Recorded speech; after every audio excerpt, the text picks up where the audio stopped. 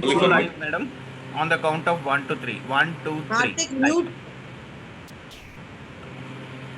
You can start the program. There is a hissing sound. A very good evening and all. So on behalf of Hyderabad Management Association, I welcome each and every member for a very important topic today. And I welcome the speaker also and the MC of HMA and the members who are online watching this very important session. Transitioning from traditional business management to digital businesses is the need of the day, I can say, because most of us are still working on a traditional way, and the MSMEs need to shift from, it's a paradigm shift, I can say that. The management, a paradigm shift from powered by lean digital thinking. I thank our speaker for the day, Srinivas Rao Garu, for accepting this invite from HMA. And the theme for HMA for year 21-22 is management resilience, impact, innovation, and globalization. As you see, your book is rightly said, sir, digitalization is going global now. So thank you to talk a little bit. Most of us do know about what HMA is all about. So, but still, as a practice, I would talk about HMA. HMA is an association which was conceptualized about 57 years back in 1964 by few dozen dedicated people of HMA who felt the need of developing the managerial skills among the executives, management executives. And HMA does plethora of activities like evening lecture meetings like the one what we are doing. And also we get along with all the professional and academic management students to stay abreast of contemporary management practices. And HMA also does conclaves and national conclaves, and national and international also we have been doing now because our international desk is quite active. And we do panel discussions, seminars, conventions, quiz programs, and management and faculty development programs. This year, we also are adding a certificate program, sir, and Ramchandra Garu is also steering this as IRP, Industry Readiness Program. We are trying to bridge the gap between the campus to corporates. So this is again stated by our treasurer and a group of people who are really taking it forward and seeing the needed skills for the college students also today. So it is also stated by our treasurer, Jayant Naidu Garu, Ramchandra Garu, and Sri Asha Garu is the convener for this IRP. And also we started various other initiation like MSME desk. MSME is, we are partnered with Krishna Prasad Foundation Foundation with Trust for the bridging the gap between the MSME and disseminating the needed information for the MSMEs also, and it is again stated by Rajendra Krishna Prasad Garu. And international desk is to link the institutions and corporates for international universities and internships and international trade opportunities for our corporates. Beside tie up with different consulates and cultural exchange and technology through speaker meetings, this is what we do. And the social impact desk, again, we are addressing the need of the day is water again is talked in a big way as SDG. It's a sustainable development goal which is talked about all over the world now, how to conserve water. So Kalpana Ramesh Garu, who is also working with the government school and teaching at the student level to conserve water. And this has given a national, like she's also part of this Bansilal Pet well restoration. She was part of it and which has given a national recognition to us. So we are trying our best to do, and HMA is again associated with All India Management Association. I'm an associate with HMA for conducting joint and regular programs. So this is in nutshell about HMA, since you all know about HMA, and I would request our Vice President Garu to please introduce the speaker.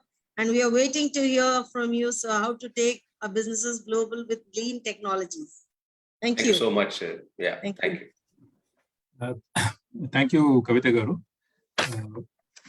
It is very nice that you have taken the lead and initiated the program for today. It will be a great pleasure on my part to welcome today's speaker, Sri V. Srinivas Rao Garu, as he is affectionately known as VSR. I think today he is the lead speaker and he'll be talking to us on the very contemporary subject of the digitalization in the market and business environment today. He presently is the chairman and MD of a company by name BT and BT, and was a chief digital officer, CDO at Tech Mahindra. He worked for quite a good number of years there.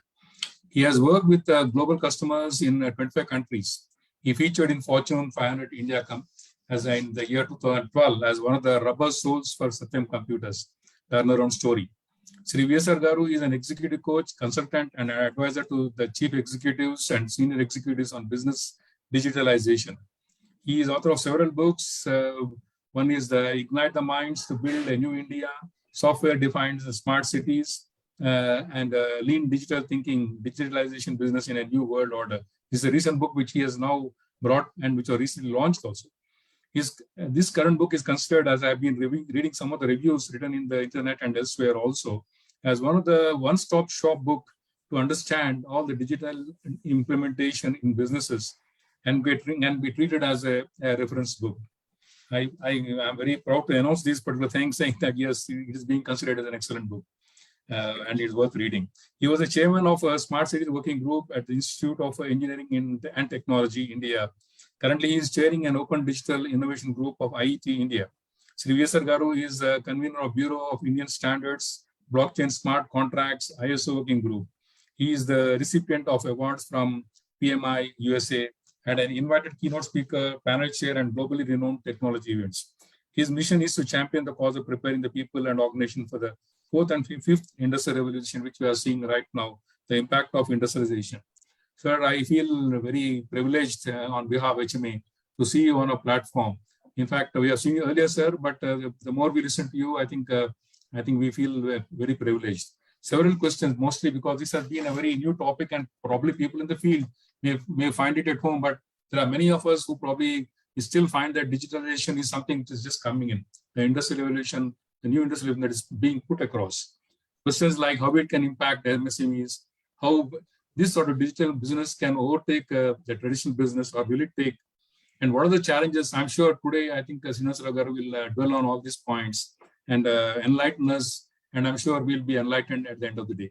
So thank you, sir. With these few words, I know that your added is quite large, but these are more than enough to probably talk about you, sir, and I heartily welcome you once again.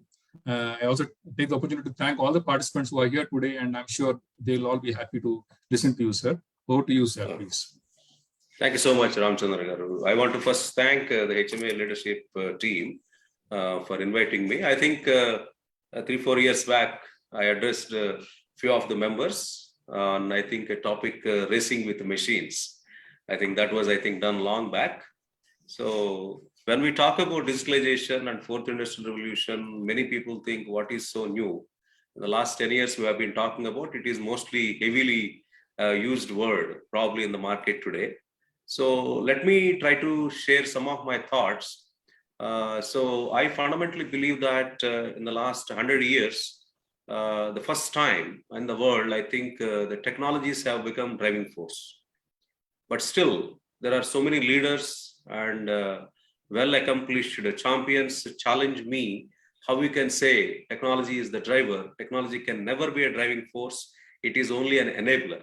So probably that could be a big debate we could have under HMA later in one of the discussions. Who believes that the technology is the driving force or technology is only an enabler? But I fundamentally believe now the technology has become the driving force. So let me tell you what does it mean. Okay, so there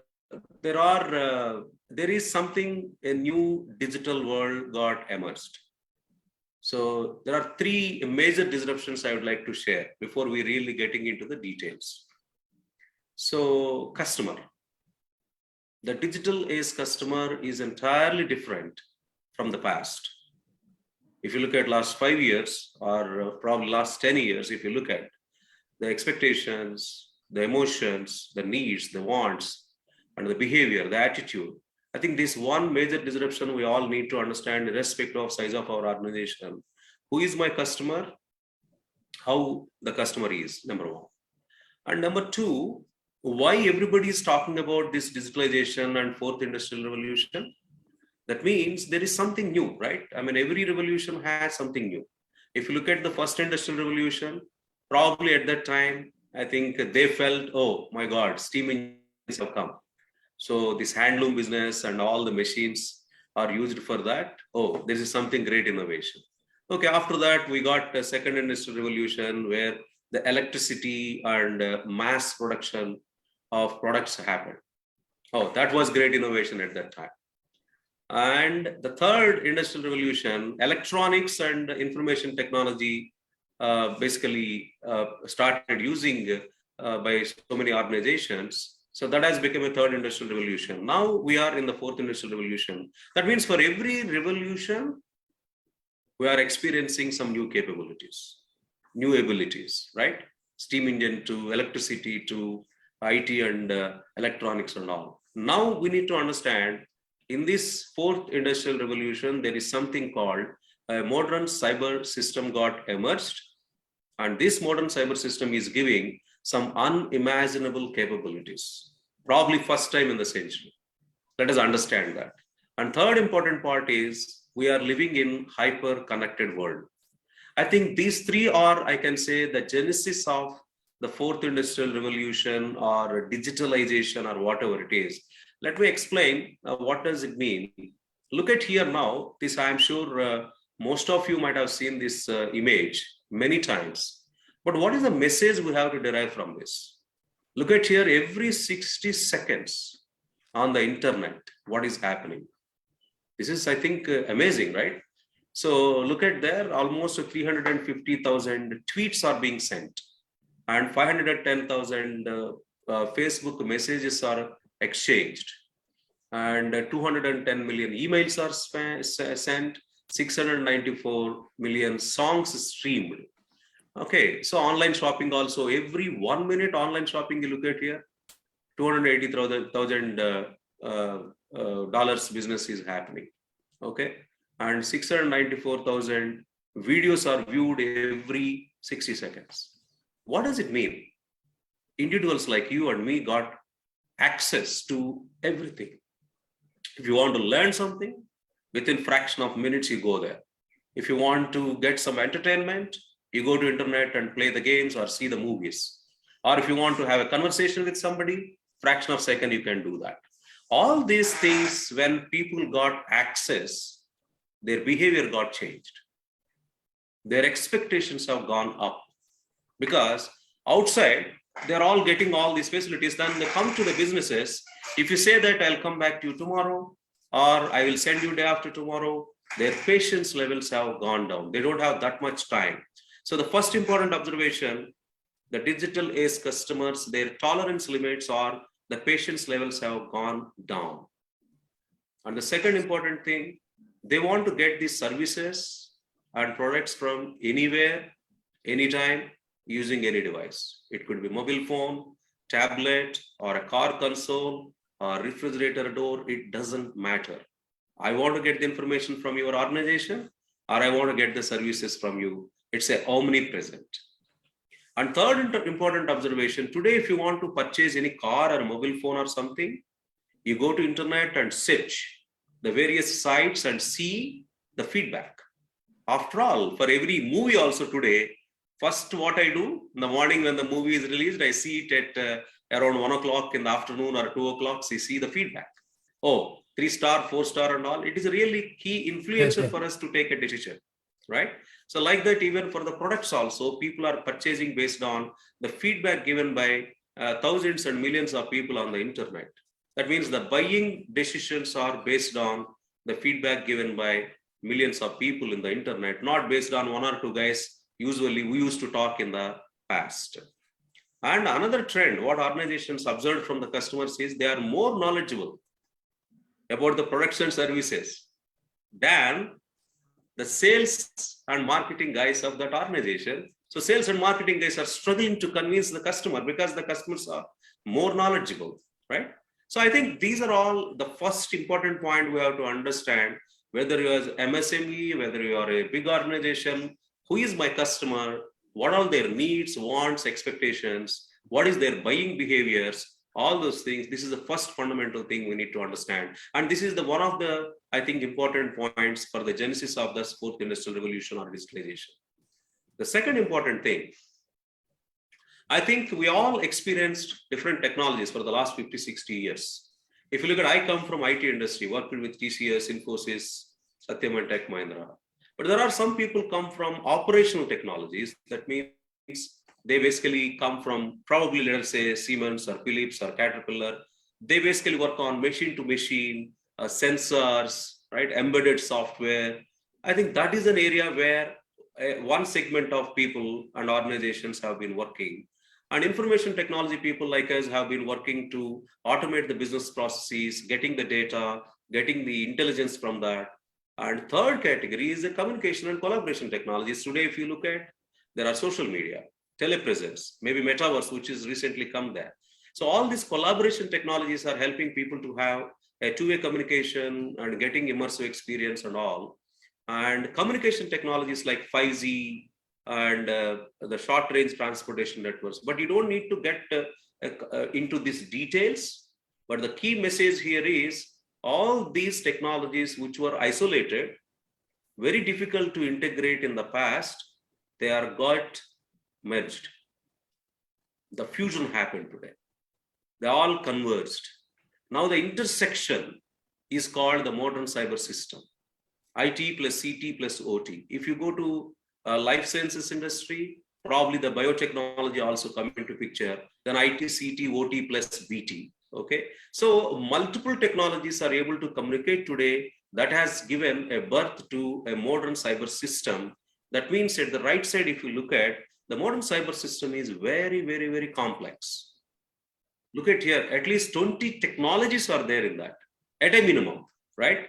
And fortunately or unfortunately, at least 60% of these technologies are very active in the industries. Unless you embrace these technologies, very challenging. I will explain why. Okay, so that's, I think, now as a business people, you need to ask me a fundamental question. Okay, all these technologies got merged. All these technologies got merged, and there is a new modern cyber system got emerged. What does it mean to me as a business guy? Okay, what does it mean to you?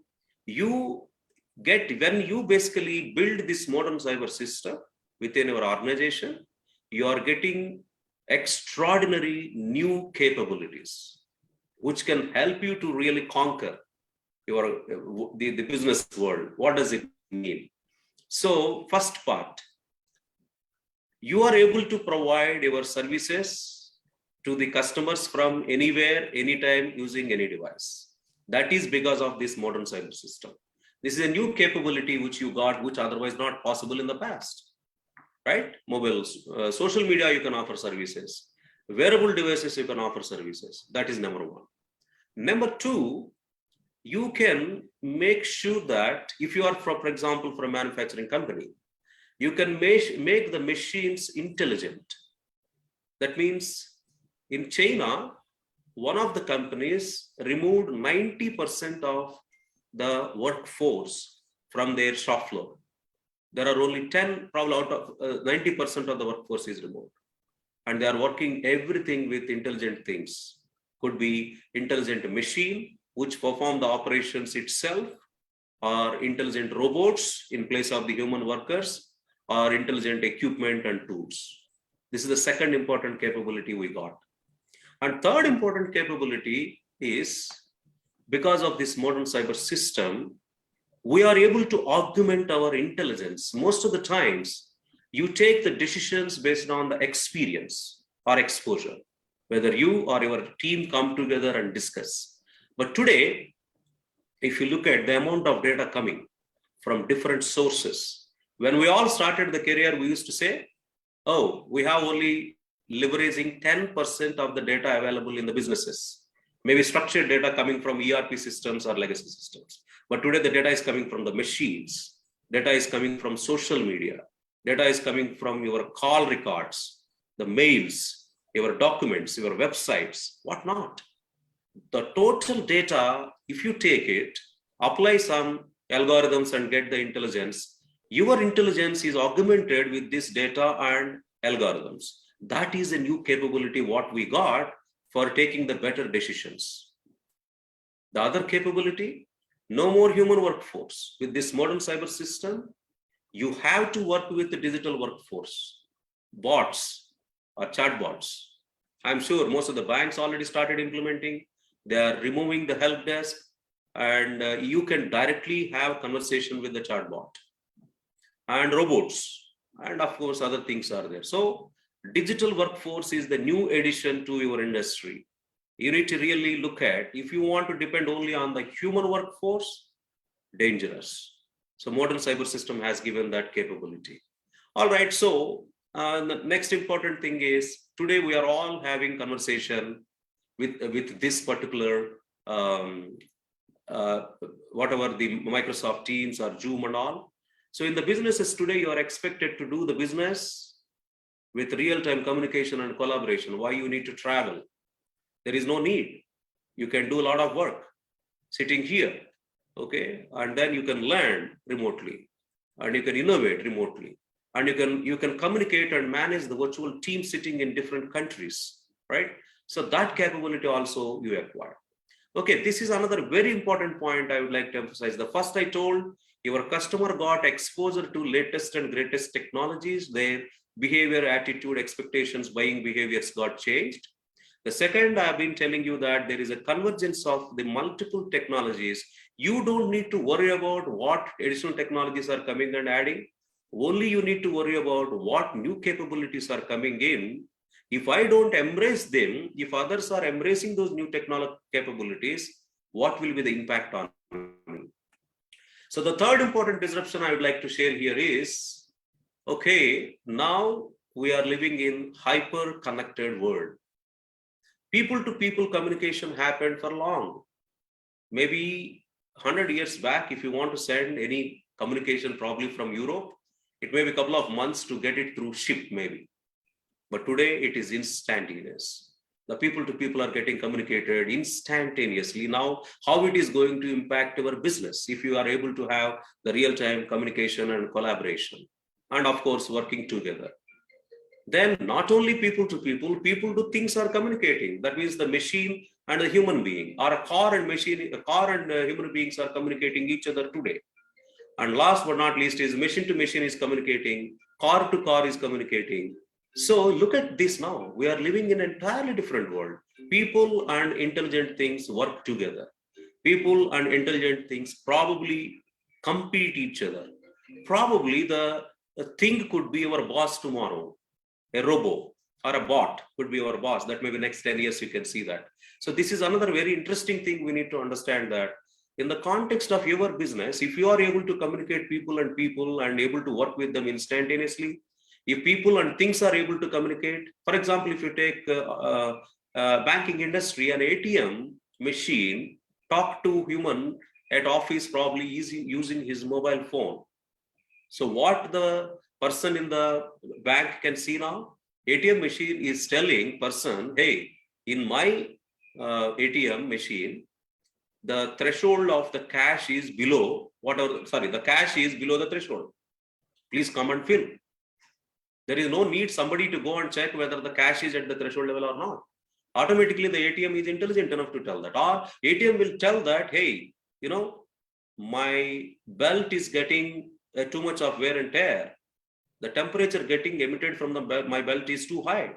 Probably I may fail in the next couple of days. Please come and repair. So the ATM is telling the person, of course, they access through mobile phone, the person means. This is an entirely new world. Okay. So 3 things I spoke. Digitalized customer, unimaginable capabilities because of the modern cyber system. And third, we are living in an entirely new world, which is not just people and things. I have been telling some of the guys, India's population is not 133 crore.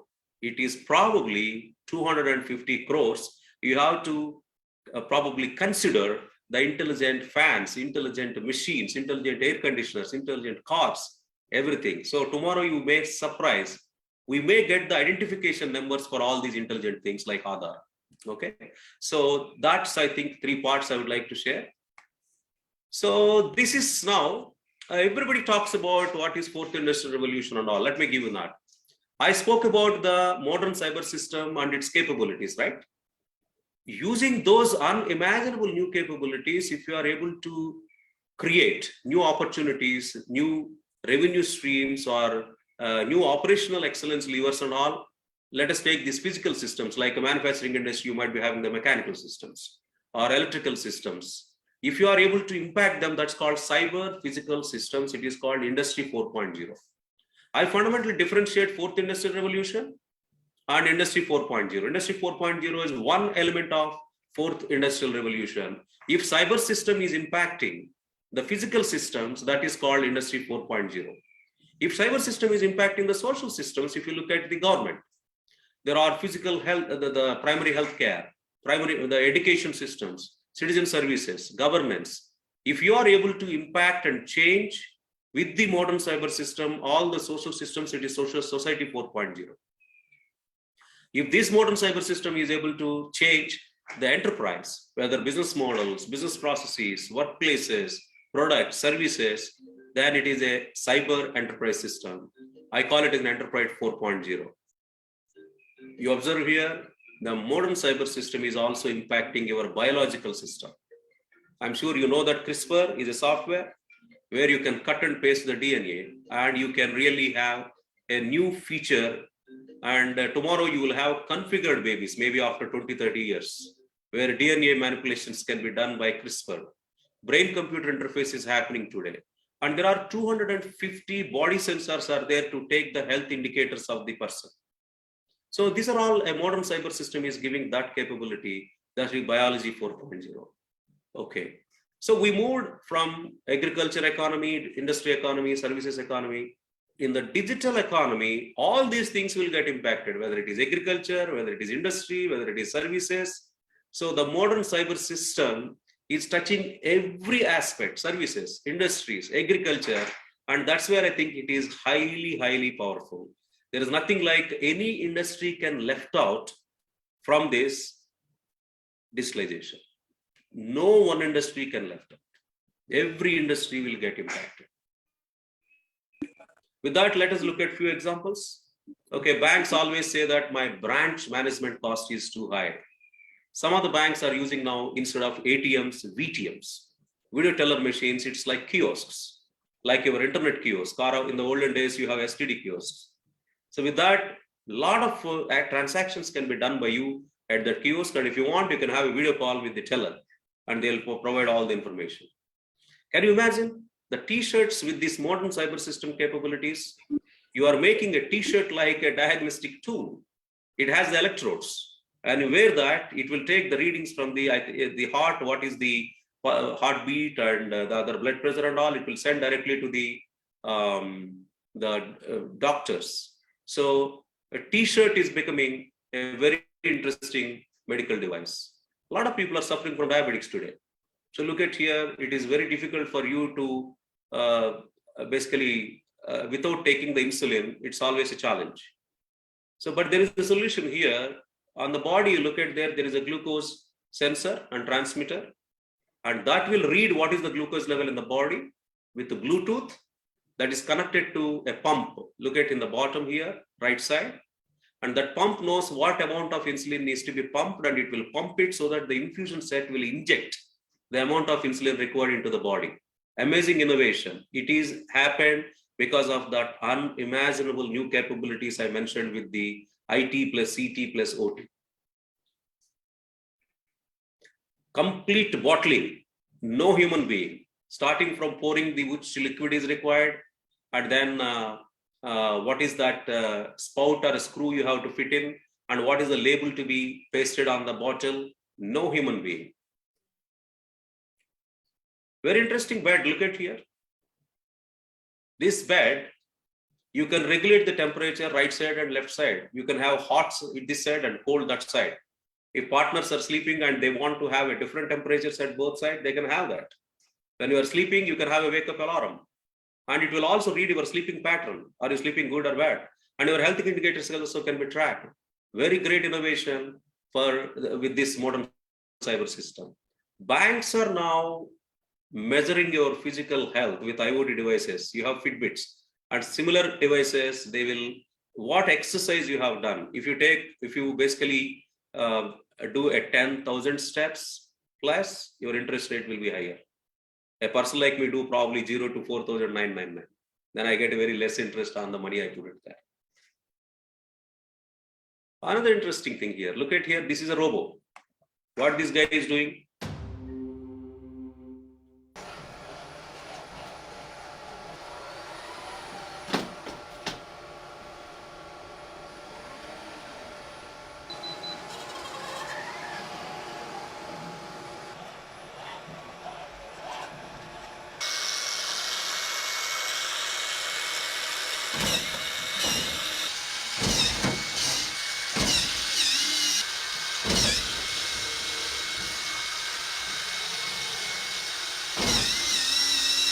So why human beings required in future? This guy is slow now. Maybe after 10 years, he may run and do everything. I mean, this person never get tired and only just you have to charge. All right, so this is another interesting thing. There is something called a metaverse. So I don't want to get into this, that we can have a separate discussion. So you will get immersive experience and wherever you want, you can go. And JP Morgan opened a virtual customer launch in the Decentraland. You basically wear the VR headset. You directly getting into that launch, which is virtual within the metaverse. Then you can have a discussion with the customer service representative. Again, it is virtual avatar. So that means without even going to the bank, you are getting an experience of interacting with the bank professionals and getting all the information required. So metaverse is another interesting. So that means what? By seeing all these examples, whether it is a bed sheet, whether it is a car or a machine or equipments or a robot, whatever you see here, IT plus CT plus OT, and extraordinary significant changes have come in the products and services. So that means the technology is touching the every element of business. So that I call it as a fourth industrial revolution. Okay, what customers are saying, what organizations are saying. Okay, if suppose you are not saying that, then I am concerned. Number one, hey, my God, we are sandwiched. As I said, the modern cyber system has given unimaginable new capabilities. Our friends, the GAFAM, Google, Apple, Facebook, Amazon, Microsoft, slowly encroaching into traditional industries. Google entered into automotive industry. Google entered into banking industry. Amazon entered into brick and mortar retail. Till now, they are online. They are getting into now retail stores, and they are highly intelligent, right? So don't you think now the organizations which has this modern cyber system, new capabilities are slowly encroaching, number one. Number two, the digital lizards, the tech startups, the fintech, health tech, manufacturing tech, retail tech, they're all now slowly encroaching bits and pieces of the traditional organizations. Traditional organizations which are there for 100 years, 50 years and all, manufacturing, banking, healthcare, retail, high tech, transportation, travel, all these guys are now worried. And not only that, in their own industry, who are well in advance preparing for the digital fight, they are digital savvy organizations. They are sandwiched. Unless these traditional organizations realize that my customer is different, I have to embrace a modern cyber system with new capabilities. I am living in hyper connected world. The reference points got changed. I have to be relevant.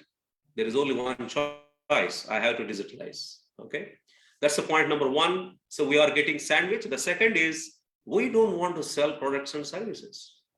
This is the voice of organizations. We want to sell unforgettable moments of experience and acquire lifelong customers. We don't want to lose our customers. So like you design products, like you design services, organizations are looking for designing experience. That means the emotional needs have to be captured. And you have to make sure that the customer is happy. We want to optimize human interventions. When I said a robo is fitting the on the wall, I think you have seen that. Or something like a car is parking itself, or a machine is doing the job of the human beings, or a bot is answering in the place of the customer help desk. That means you are optimizing human interventions with the digital workforce. So using this modern cyber system and digital technologies, I want to reduce my cost of operations. I want to reduce my human interventions. Maybe my humans I want to use somewhere. For all the rudimentary and repeated tasks, let me use these bots and robots and digital workforce. And most importantly, Apollo, for example, if you look at, they are opening the primary healthcare centers in the rural India, sitting in Hyderabad, Bangalore, Chennai, and the metro places, they are able to do the telehealth care. Don't you think with this modern cyber system, new capabilities, they are able to reach the people, the patients in the rural India? That is the outcome of your modern cyber system, right?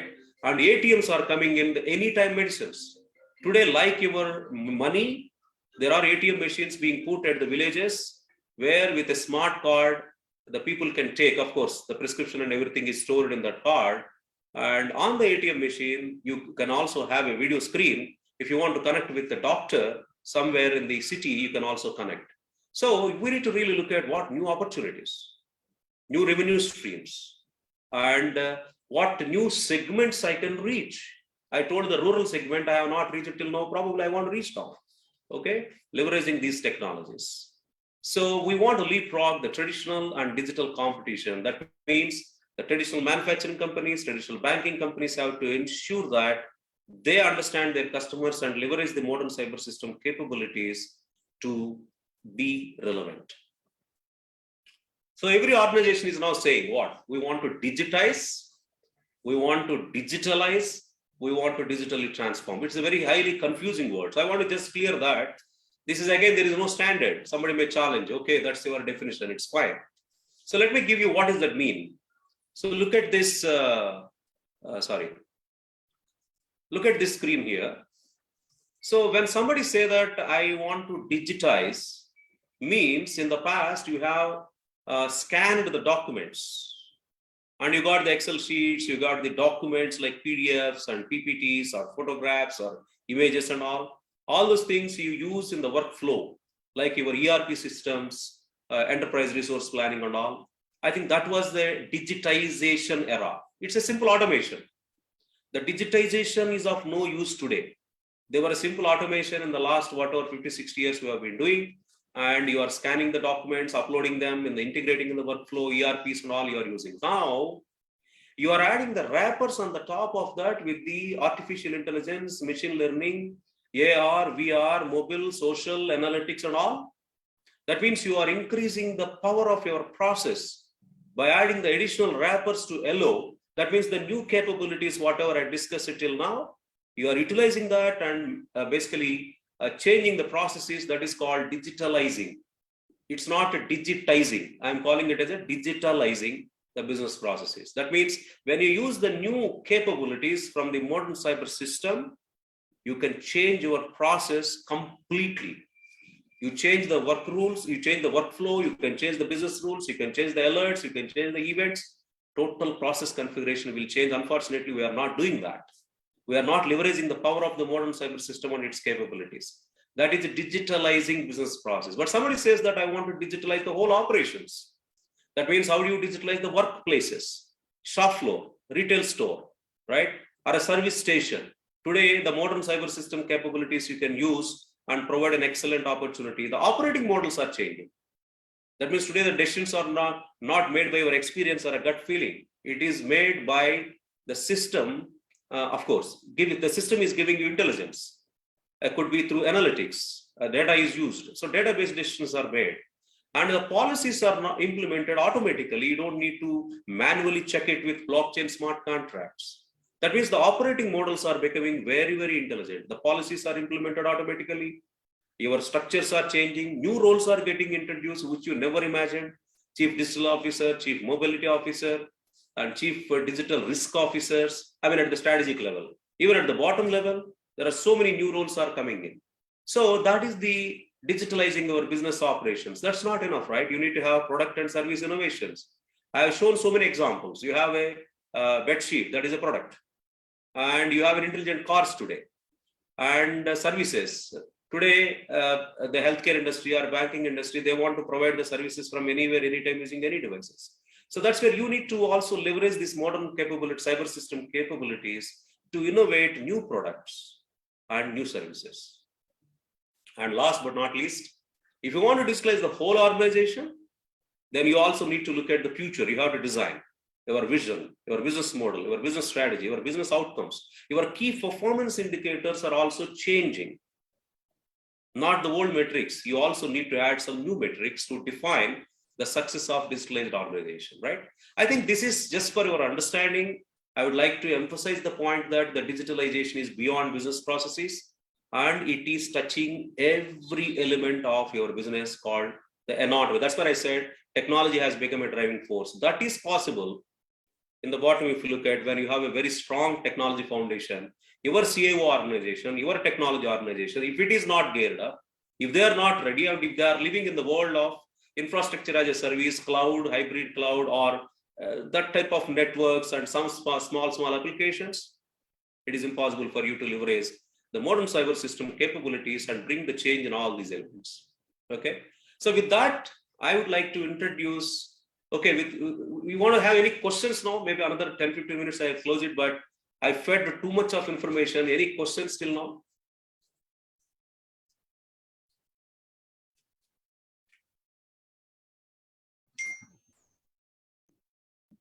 Or we will do at the end?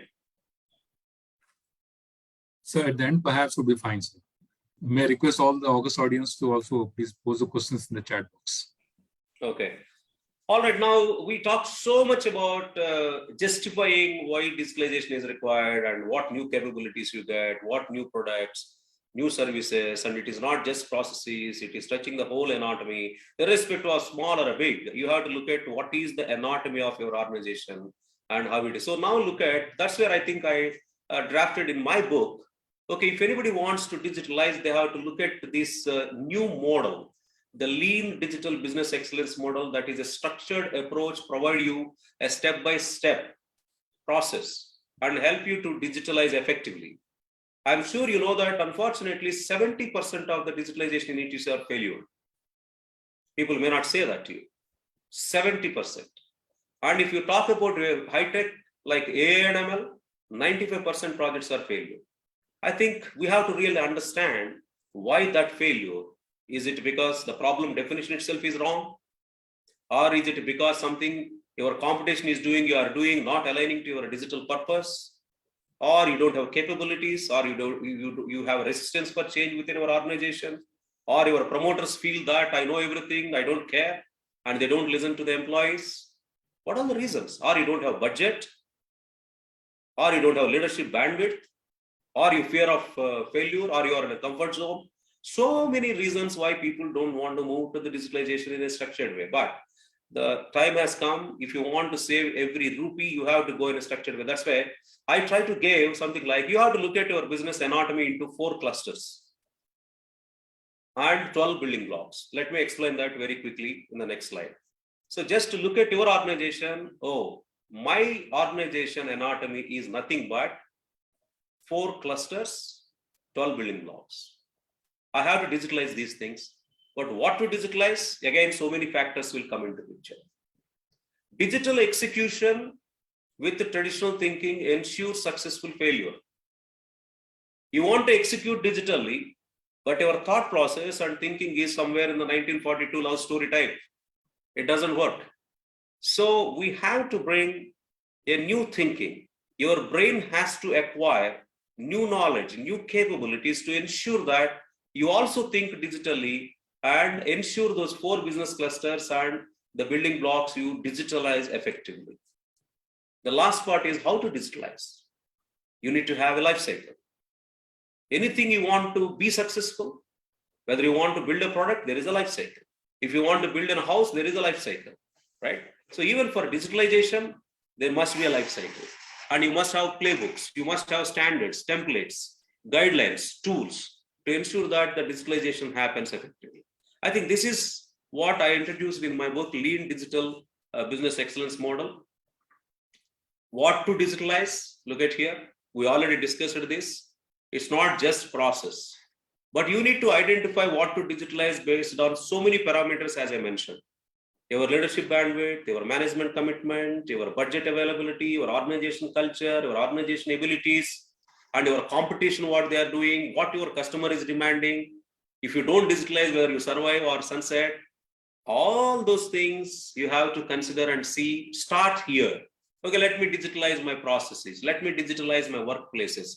Let me digitalize my products. No, no, no, no, no. I think better I have a 3-year roadmap. That means the first one. You have to first define our vision, business model, business strategy, business outcomes, complete digital blueprint for next 3 years. That is one way of looking at. Other way of looking at, no, no, no, that is a big bang approach. I just want to digitalize just my services. That's fine. For all those things, you also need to digitalize your technology foundation. So this is, I think, anybody asks you what to digitalize, it's not just process or service or product. Whole organization needs to be digitalized, but this is an evolutionary journey. It may take 2 or 3 years. It's fine, but you become relevant. Then GAFAM or digital lizards like tech startups, you will probably sustain their pressure. The second one, you must acquire a new thinking. This I call it as I think you know that lean was introduced probably in 1910 by Ford. At the time, nobody called it was a lean. But 1990s, it becomes very famous. Toyota mastered in that. They gave slogans like touch the perfection.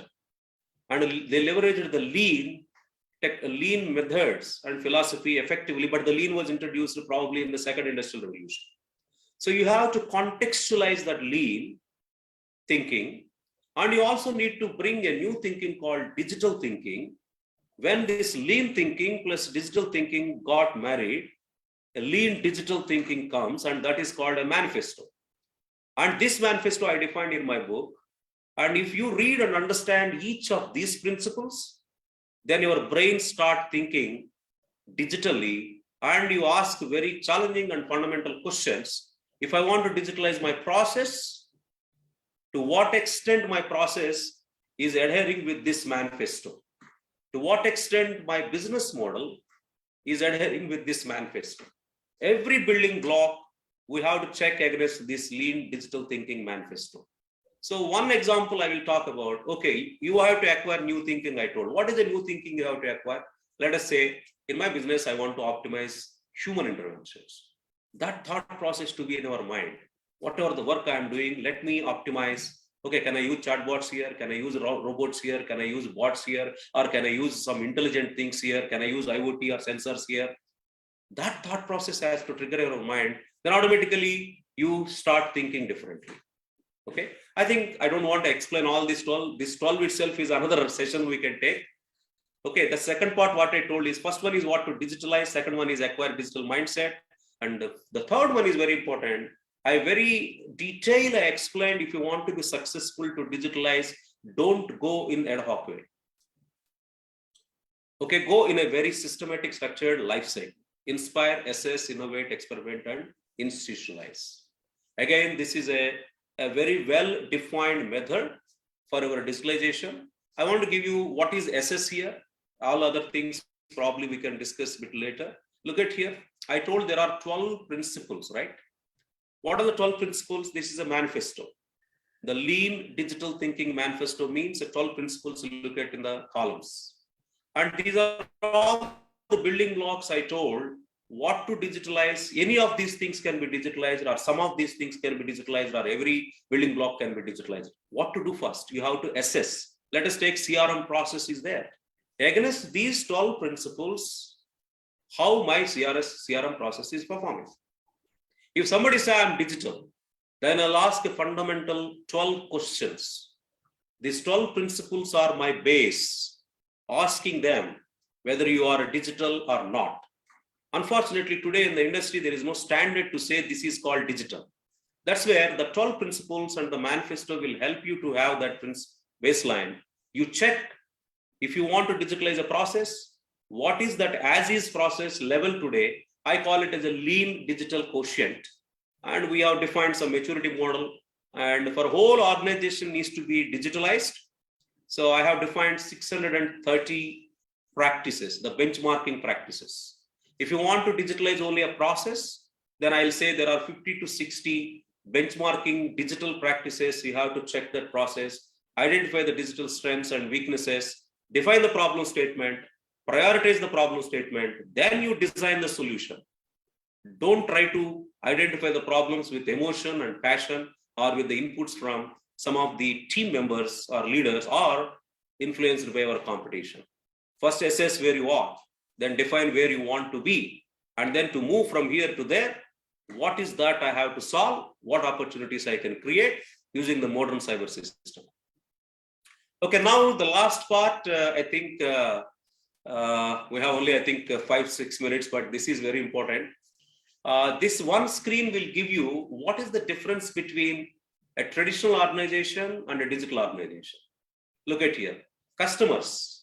In the past, they used to expect quality of service. Now they are expecting unforgettable moments of experience. Competition is from same industry, but not now. It is from Google, Apple, Facebook, Amazon, Microsoft, and other tech startups. Businesses. Unfortunately, in the next 5 years, probably you have to drive two businesses. That is, one your traditional and other digital. So I think in the past, you used to drive only one speed business, but now you have two speed businesses. Business models are traditional. Now there are new business models are emerging. Products are semi-automated, whether it is a washing machine or a car or other. Now you have nearly autonomous. Services, limited channels. Today, anywhere, anytime, using any device. Processes, automated, but today they are digitalized. That means all the 12 principles I spoke, right? When you integrate all these 12 principles in the process, that is called a digital process. Their workplaces, brick and mortar mainly, and digital workplaces. Operating models are hierarchical and human dependency, flat and completely technology driven. Then technology, I already spoke about IT, CT, OT, they are disintegrated, now they are tightly integrated. I think this is what you need to understand, the difference of traditional and digital. So the 6 elements, while management, I think one of your colleagues also said, everybody talk about somehow you have to manage, that's not the way. It is a very complex subject. So these are all these 7 areas I thought I could spend some time. So what is important here is, this is not the whole spectrum of management, but in the interest of the time, I want to give key messages for each these 7 areas. So that means this is the way you have to move from traditional business to the digital business. First, I told you are managing your conventional business today. You have to manage that. And you also need to start your digital business. Simultaneously, you have to manage 2 speed businesses. Your traditional business is very predictable. Competition is known. But your digital businesses, your competition is very unknown. Tomorrow, Google might be a competition, a tech startup might be competition, very unknown. And the change is very fast because customers are looking for continuous newness. So that is where sprint speed, the first one is marathon speed, the 2 speeds you have to manage as a management. And your plan, execute, monitor, control. My understanding of management is, I think these are all the basic foundation pillars. Anything you do or anything you want to manage, you have to plan, you have to execute, you have to monitor, you have to control. Imagine if the modern cyber system is giving you unimaginable capabilities to automate our planning and to automate our execution, to automate our monitoring, you automate our control with less human resources, with high quality management. It's entirely different. I think you need to ask a fundamental question. With this modern cyber system, my planning, execution, monitoring, and controlling, how it is going to change, how the human interventions are minimized, how the artificial intelligence, machine learning algorithms are helping me to take the decisions, how the chatbots and bots and digital workforces are making me manage both, but effectively and efficiently. So now you have now the learning aspects, right? So, sorry. So you need to manage now virtual teams. I'm sure in the, hello? I think my screen sharing got disabled. Just check it once. Are you able to see the screen? You can see the screen, sir. Okay. So now in the IT technology and knowledge economy, we are well versed with managing the teams sitting in US, India, Japan, Europe, whatever. But for the traditional industries also, you are expected to manage your team sitting. There is nothing like I have to go, you have to sit physically with me and all. No, this is a new management techniques and a new etiquette is required when you want to manage. The Australian culture is different. When they're not the head, something, you probably the interpretation might be different. If somebody say, yeah, with a very doubtful voice, I think the interpretation might be different. So we need to understand multiple cultures and you need to understand the virtual communication etiquette. And I'm sure you know that virtual communication is very, very dangerous. So how to manage the emotions and all. This is another thing you need to acquire. Then learning management is entirely different. Gone the days, people sitting 10 days, 3 days, 5 days, and months together in the training. You must have a very sophisticated technology platforms for learning, micro capsules, 15 minutes learning capsules, not 1 hour, 2 hour, 3 hour, 1 day.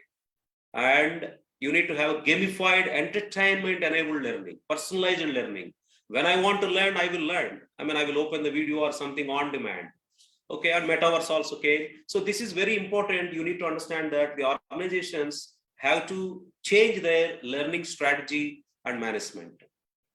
Then the innovations are happening very differently. If you want to innovate product, services, business models, today what you do, you pull some of your internal experts and you sit and brainstorm. Gone the days. Every organization is struggling because the modern cyber system capabilities are very complex to acquire. You cannot have all at a time. You have to depend on external experts. So there are new platforms are coming into the market. Even we have developed a platform called Co-Innovator, where the globally distributed experts are available in that platform. You will publish, it's like a Uber. You will publish the problem and a globally distributed specialists come and give you the solution blueprint. Okay, implementation can be done by you, but you need the blueprints or designs and all. The innovation is beyond the boundaries of your organization, is called open innovation management. And your recruitment perspective, the profiling is entirely different now. Basically, there are so many sophisticated technological tools are developed. It will read my LinkedIn profile, my Twitter profile, my Facebook, my blogs, my videos, and it will derive the intelligence and interpret and give my persona. And of course, my profile will be there, which I submit in different format. The total analysis is done by artificial learning and machine learning algorithm. Even 1 lakh CVs can be filtered in a few minutes or hours. We need to understand that. And the last, I think probably, all right, see, strategy is changing. The strategy management is entirely different now. You cannot use the old techniques to derive your strategy. So there is a text analytics. You have to, automatic tools are available to go through the website, scrolling and analyst reports.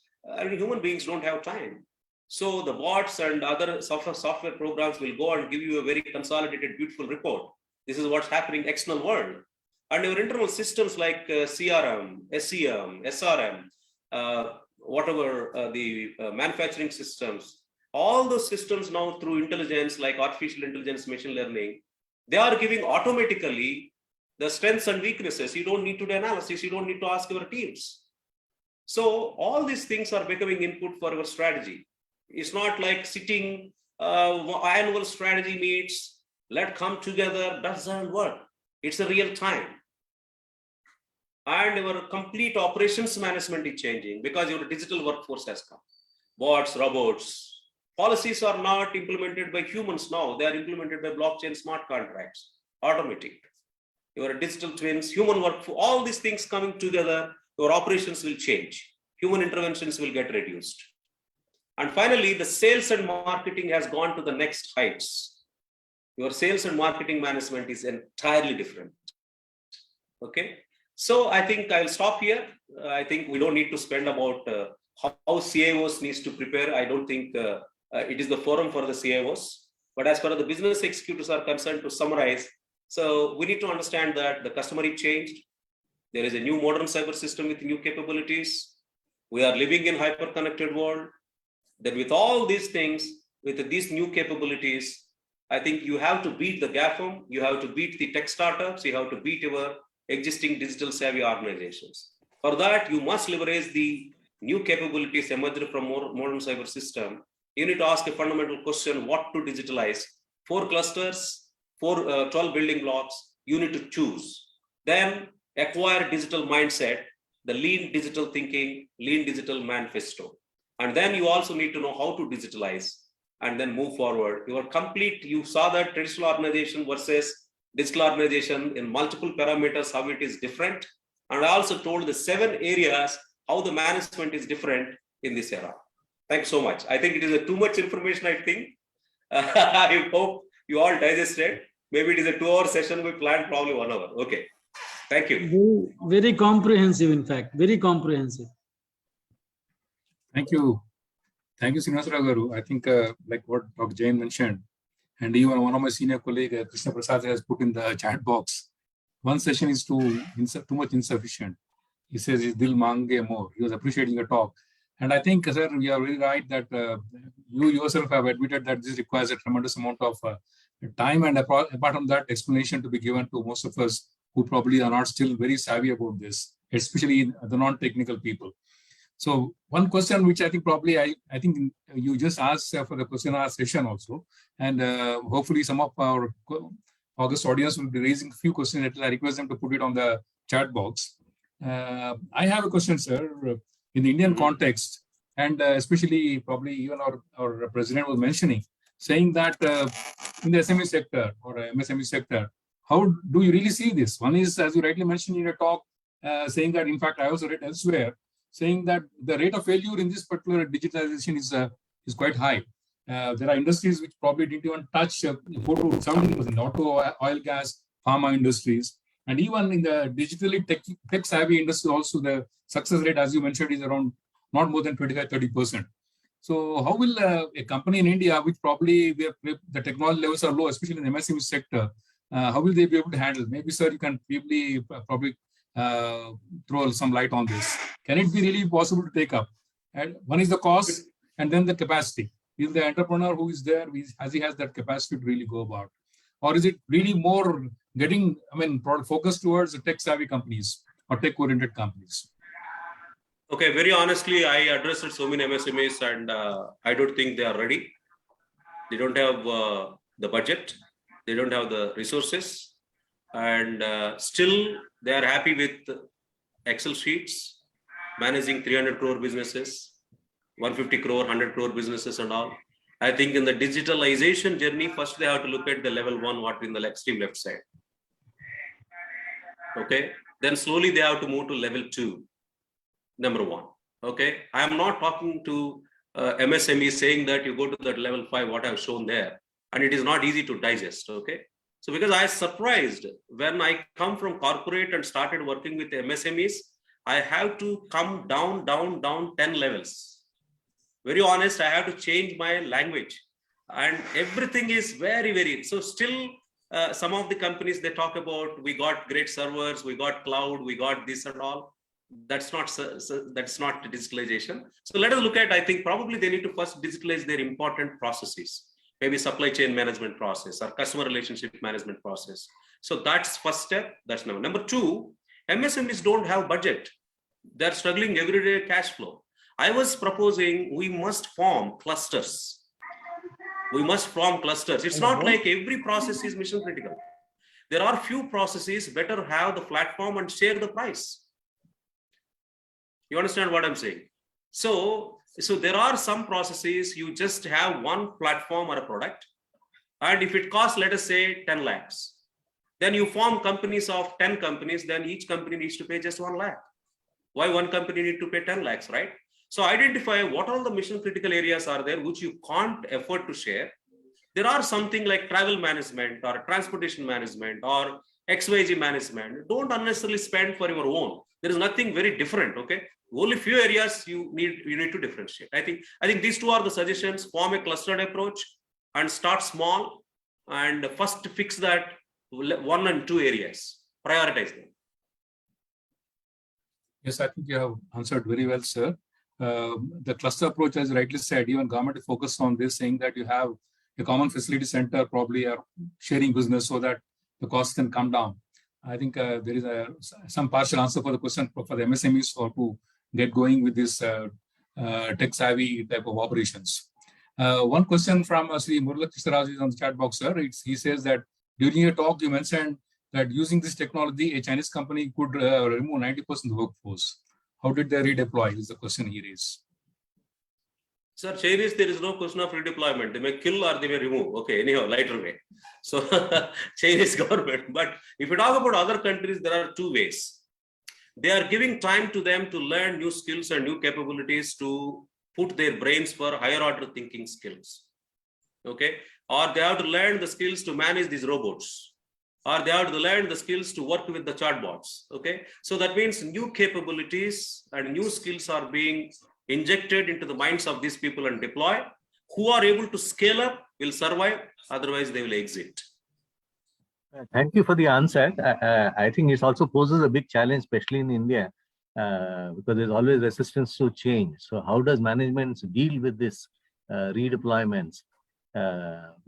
Because we have had cases, if you, I mean, not from the digital world, if you take the nano example in West Bengal, how a whole government got changed, where people just blocked the coming of. So same thing could happen with technologies like this, unless managements innovatively apply and see how they can redeploy the people at a fast pace.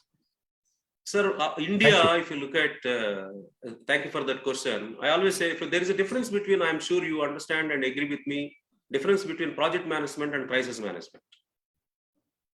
So if you look at a Commonwealth Games, I think 10, 15 years back, there was a stadium. It is a complete failure. Before that, I think World Games happened. Okay, what our guys did is crisis management, but they made it successful. But they don't know how to plan it, execute, monitor, control, proactive, preventive. These are all not in the dictionary of most of the Indians. So unless there is a crisis, unfortunately, I don't think we can change. Okay, this is my experience, I'm telling you. There must be a crisis. There must be an intolerance. I don't survive. I think that's it. Some organizations will disappear. Some organizations will wake up and then take it up. So those organizations which are, I'm sure you have seen that there are visionaries, there are innovators, there are pragmatics, and there are laggards. Indians are mostly pragmatics and laggards. They are not the visionaries and innovators. That zone is very less. So I think this is something, a crisis should be created is my view. The only time will create that. I think I would agree to you too, partly because during this pandemic that we have had, the amount of digitalization that has been accepted, even one of the staunch resistors like courts, they have accepted digitalization to a large extent. So I think some transformational other events have to take place before these tools get fully accepted. Can any government officer, can you ask him to give a time through Zoom in the past? No, you have to come and sit in front of me. You have to wait outside. Or any real estate president or somebody in the very traditional industries, they want physical meeting face to face. But today, see, we are able to do these calls and all with anybody, right? Even with the chief minister of state, we can do that chart today with the Zoom or a call, right? So that means, as you rightly said, there is a crisis there, the pandemic, but a business crisis should be created. The time will create that. Thank you. Thanks. I think it was a very useful presentation. Thanks. Thank you. Our senior vice president, earlier past president, sir, Ramesh Memugandi says, what are the new skill sets or degrees to be acquired by youth and employees to cater to the demand of digitalization and digital transformation? Okay, maybe answered partially, sir, but. So, sir, you have engineers, you have management students, you have arts and science students, right? If you look at, I categorize them, okay? So engineers have to acquire new skills. They have to understand irrespective of their discipline. If I'm a mechanical engineer, I should know other engineering disciplines, unfortunately, or whatever it is today. If you want to manufacture a car, in the past, we used to talk about internal combustion engine. I'm also an engineer. But today, is it enough? No. If you want to manufacture anything today, you need electronics, you need electrical, you need instrumentation, and you need computer science, you need software engineering, and the core is mechanical, right? So the first important skill, what I have been talking is, in fact, we are working on one initiative. You have to redefine the engineering and they have to acquire, in 4 years, you have to spread the knowledge of other engineering disciplines also at breadth, while you are giving the depth training in the core. Whether mechanical is a core or civil is a core, that is one point. The second important point is every engineering discipline must learn the impact of technologies, right? That is the second important thing. So when come to the management side, do you think you teach the old business models? Do you think the old sales management and all techniques? Or do you think the old HR management? Do you think the old way of organization design? No. I think if you really look at the 12 building blocks, what I spoke, there is a considerable change in the way these things are changing. So in fact, we are introducing in one of the colleges, I spoke to them, you introduce a digital business administration. Don't call business administration. Okay. So the lean digital business excellence model could be a basis there. So management, they have to understand what is a new business model, what is a new process looks like, What is the new business strategy management looks like? What are the organizations I can design? How they are different from the traditional organizations, right? All those things they need to be done. And last part is, I think the law and the law students are there. Can they survive today? I mean, especially I'm talking about corporate and business. They have to understand how these technologies are impacting my businesses, what regulatory compliance issues are there, what cybersecurity issues are there, what IT laws they need to understand. There are so many new skills needs to be acquired. So I think you are absolutely wonderful, sir. I have one more question from my side, sir. Is to what extent does this digitalization impact our secrecies, securities, and safety? We keep seeing so many sorts of things coming in the news, frauds here and banking frauds, and all that. How rigid and how safe are these? I mean, as you rightly say, we are in the beginning stage of this digitalization. And as things go on, this is going to be more and more used. And then how are we really going to counter this? How are you going to have sorts of safety? See, sir, like, first thing is the culture change. Okay, so very, very important is for the digitalization. So the culture change. For example, if you look at any mobile app comes, people just simply click it and download, for example. Okay, then that will cause a lot of issue to the people, right? So I think there are so many ways you need to set up a security governance. There are new policies needs to be defined. The new compliance and regulatory, that is one element of process, governance, policies. Then you also need to educate the people how to make sure they are all implemented. Then hardwares and softwares also you have to ensure whatever you are implementing, they are all probably tested properly. In fact, some of the companies, if any hardware is coming from China, they are ensuring that there is no malware in that. There is no spyware in that. I mean, you understand what I'm saying, right? If you are developing a software, you have to close the loose ends, because without software, no digital business, right? If you want to access through wearable device, if you want to access through mobile or a tablet or a car console, imagine every device is vulnerable. So you have to factor when you are developing your software, considering all the holistic point of view, and then include the code required for strengthening the application software code, which is not hacked. All those things. It's a big subject. Yeah. So one question from one of our senior members, sir, is we had earlier revolutions in business industrial organization like HRD, Department to Prepare Organization Manuals. We have PQM and ISO certification, enterprise resource planning, computer integrated manufacturing. All these things are slowly steadily implemented in all types of tier 1, 2, 3 industry. But a lot of technologies came at a time. And they require high capex. Very difficult to invest in SMEs. That's I think probably once again, you're reiterating what you have mentioned also, sir. Is it only for the global OEMs? Is it possible? Probably second, at this stage, I think it is yes. Maybe, sir, I think you can add some words on that. Sir, it is like a master health checkup, and I think you have a headache. Okay, I might say that, okay, let us have a complete master health checkup, and I will see all organs, and I will find the solution and all. Or I will say just take paracetamol or some painkiller and all. Okay, I think the MSMEs cannot go with the master health checkup to begin with. I might have shown 12 building blocks. That is too huge for them to digest. What we have to do for MSME is, he or she might say that I have a problem, my customers are leaving. Just focus on my customers are leaving problem. Try to look at what new capabilities are there in the modern cyber system and solve that problem, maybe within 3 months. Show the success. After that, go to another problem. Then I think they started getting the value from the digitalization, and they realize, okay, now it has time come from now. This bottom up is okay. These bits and pieces are okay. I will design 3-year blueprint. Maybe for that, they need 2 years to experiment like this.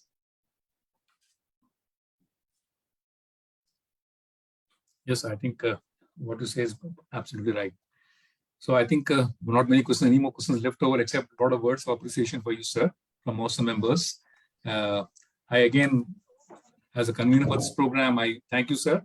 And it was really marvelous, and tremendous insights have just been generated for us. A lot of things to be thought about. Maybe a book has to be read. And I also may be seeing all of friends. Yes, this has also been a good book, and very frankly, so I think probably many of you can lay your hands on that. Thanks once again, sir, for your wonderful insights.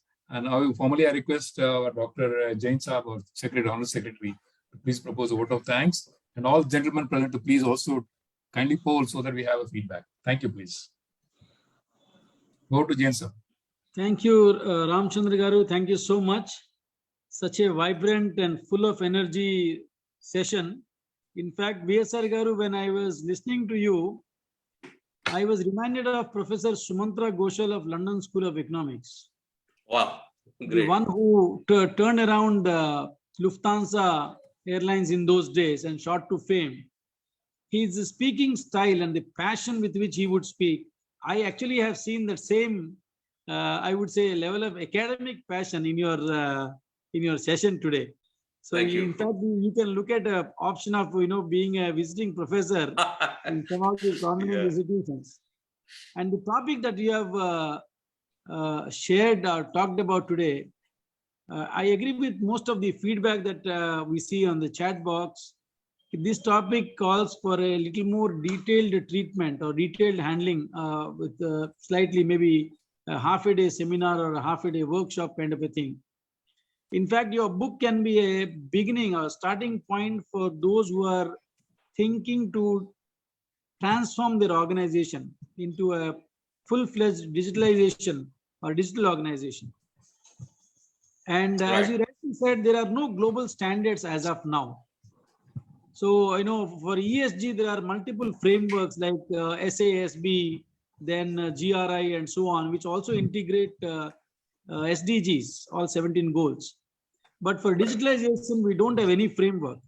Perhaps this time, let India give a set of standards or your 12 principles that you were talking about and 4 building Right. blocks that we were talking about can actually pave way for creating our own Indian standards, this time from India for the world.